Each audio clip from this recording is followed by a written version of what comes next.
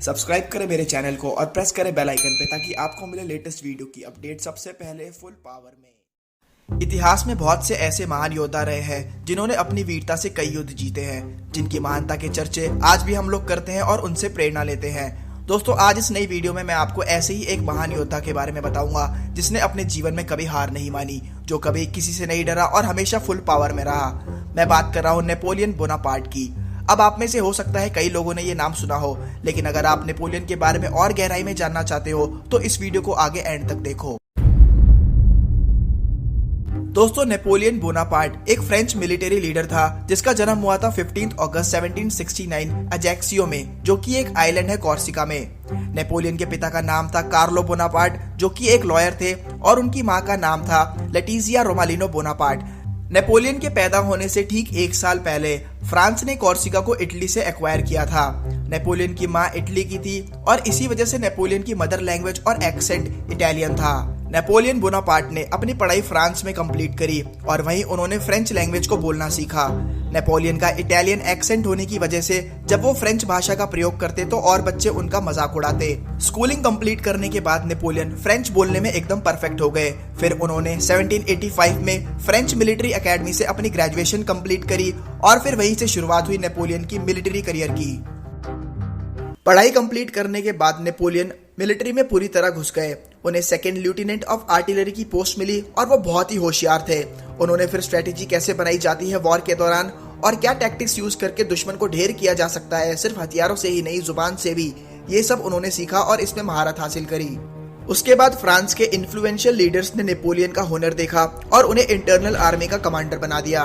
उसी बीच 9 मार्च 1796 में नेपोलियन ने जोसेफिन से शादी कर ली, लेकिन जोसेफिन से उनका कोई बच्चा नहीं हुआ। तो उसके बाद नेपोलियन ने ऑस्ट्रिया के सम्राट यानी एम्परर जो थे उनकी बेटी मैरी लुइस से शादी करी, जिससे उन दोनों का एक बेटा हुआ। अब बात करते हैं नेपोलियन की जीती हुई कुछ वॉर्स के बारे में और साथ ही मैं आपको कुछ ऐसे किस्से बताऊंगा नेपोलियन के जिन्हें सुनकर आप भी बोलेंगे कि भाई वाह, स्वाद आ गया। नेपोलियन ने अपने निडर साहस और जंग जीतने की नीतियों से फ्रांस को उसके विदेशी दुश्मनों से हर मोड़ पर जीत दिलाई। 27 साल की उम्र में नेपोलियन को फ्रेंच आर्मी ऑफ इटली का कमांडो बनाया गया और उसके बाद नेपोलियन ने सरदीनिया पर अटैक किया और उन्हें इतनी बुरी तरह फोड़ा कि उन्होंने सरेंडर कर दिया और कहा हमसे ना हो पाएगा। और फिर नेपोलियन ने सरदीनिया का बहुत सा जीता हुआ हिस्सा फ्रांस के नाम कर दिया। उसके बाद नेपोलियन और उसकी फौज ने ऑस्ट्रिया पर आक्रमण कर दिया और वहां जीत हासिल करी और उसके बाद वहां के सम्राट को फोर्स किया एक ट्रीटी साइन करने के लिए। एक बार नेपोलियन अपनी नाव से कहीं जा रहा था, लेकिन उसकी नाव भटक जाती है और वो एक टापू पर जा उतरता है। वहां जाकर उसने देखा कि यहाँ तो कोई नहीं है सिवाय उसके। तब नेपोलियन ने विलियम काउपर का फेमस कोट उस टापू पर खड़े होकर बोला, I am the monarch of all I survey, my right is none to dispute here. Napoleon कह रहा है कि जहां तक दृष्टि जाती है अकंटक राज्य है मेरा। उसके बाद फ्रांस ने नेपोलियन को कहा कि जाओ इंग्लैंड पर अटैक करके वहां भी जीत हासिल करो, लेकिन इंग्लिश चैनल को पार ना कर पाने की वजह से नेपोलियन को हार का सामना करना पड़ा। नेपोलियन ने फिर मिस्र पर अटैक करके वहां जीत हासिल करी और प्लान बनाया कि ईस्ट एशिया में ब्रिटिश राज्य के ऊपर अटैक करेगा। 35,000 हाईली स्किल्ड सोल्जर्स के साथ 1798 में नेपोलियन ने अटैक करना स्टार्ट कर दिया और माल्टा, पिरामिड और नील नदी के समरपुर घाटी पर अपना कब्जा जमा लिया। उसके बाद वो इंडिया की तरफ बढ़ने लगा, लेकिन ब्रिटिश नेवी के सामने नेपोलियन को हार का सामना करना पड़ा। नेपोलियन ने उसके बाद कहा कि अगर वो इंग्लिश चैनल को किसी भी तरह पार कर सके तो वो इंग्लैंड को इस दुनिया के नक्शे से मिटा देगा, और वो ऐसा कर भी देता। 1799 में नेपोलियन जब मिस्र का दौरा कर रहे थे, उन्हें खबर मिली कि राजधानी पेरिस में हालात कुछ ठीक नहीं है और जो गवर्नमेंट पावर में है वो कमजोर पड़ रही है। ये सुनकर नेपोलियन तुरंत पेरिस आ जाते हैं और फ्रांस में फिर खुद की सरकार बनाते हैं। फ्रांस के लोगों ने नेपोलियन को एक्सेप्ट किया और फिर नेपोलियन ने खुद को फ्रांस का मुख्य यानी एम्परर घोषित कर दिया। अब इसमें भी एक बहुत ही अनोखा किस्सा है दोस्तों। जब नेपोलियन की सेरेमनी हो रही थी, जब उनके सर पर मुकुट पहनाया जा रहा था, तो जो वहां के पोप थे वो नेपोलियन को मुकुट पहनाने ही वाले थे कि नेपोलियन ने उन्हें रोका और बोला, तुम क्यों पहना रहे हो मुझे ये सब जो मैंने हासिल किया है किसी ने फिराक में नहीं दिया मुझे। और फिर पोप से नेपोलियन ने मुकुट लेकर खुद को पहनाकर फ्रांस का पहला एम्परर घोषित कर दिया। पावर में आने के बाद नेपोलियन ने अपने राज्य में शांति बनाई रखी। उसने न्यू बिजनेसेस को एक्सपैंड करने के लिए टैक्सेशन में काफी छूट दी। नई सड़कें, स्कूल, हॉस्पिटल जैसी डेवलपमेंट नेपोलियन ने जोरों शोरों से करी। उस समय नेपोलियन ने आधे से ज्यादा यूरोप पर कब्जा कर रखा था। 1812 में नेपोलियन बोनापार्ट रशिया पर हमला करने का फैसला करता है और ये उसकी जिंदगी की सबसे बड़ी गलती साबित होने वाली थी। नेपोलियन 5.5 लाख सैनिकों की विशाल फौज के साथ फुल पावर में रशिया की तरफ बढ़ता है, लेकिन रास्ते में रशिया की भयंकर सर्दी का शिकार होने की वजह से उसके कई सैनिक रास्ते में ही मारे जाते हैं। रशिया पहुंचने के बाद बहुत भयंकर लड़ाई होती है और आखिर में जीतता है नेपोलियन बोनापार्ट।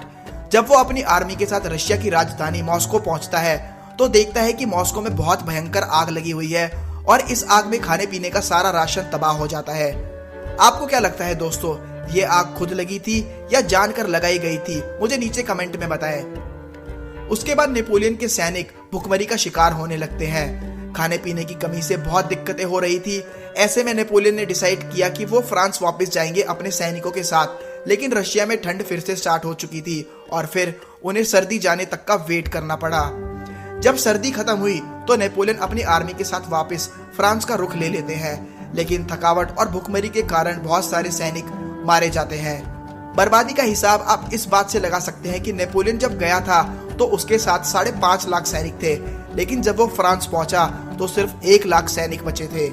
नेपोलियन ने वापस पहुंचकर देखा कि उसकी सरकार बहुत कमजोर हो चुकी है। उसके पड़ोसी देश के दुश्मन बहुत मजबूत हो चुके हैं, जिन्हें वो अपनी छोटी सी आर्मी के साथ कभी नहीं हरा पाता। उसके बाद नेपोलियन की सरकार 100 दिन तक और काम कर पाई और फिर यूरोप के बाकी देश जिन्हें नेपोलियन ने हराकर वहां विजय हासिल करी थी, आपस में एकजुट होकर खड़े हो जाते हैं और डिसाइड करते हैं कि वो एक साथ हमला करेंगे नेपोलियन पर।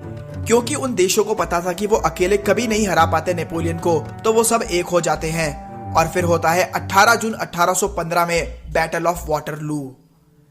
एक तरफ होता है फ्रांस और दूसरी तरफ होते हैं यूनाइटेड किंगडम, नीदरलैंड्स, प्रशिया और बाकी के देश। नेपोलियन को पता था कि ये उसकी आखिरी जंग होने वाली है जिसमें वो हार जाएगा, लेकिन उसने हार नहीं मानी और कहा कि जब तक मेरे शरीर में जान है मैं कभी नहीं झुकूंगा। और फिर होती है भयंकर लड़ाई। दोनों तरफ के हजारों सैनिक मारे जाते हैं और आखिर में नेपोलियन की सेना घुटने टेक देती है और नेपोलियन को कैद कर लिया जाता है।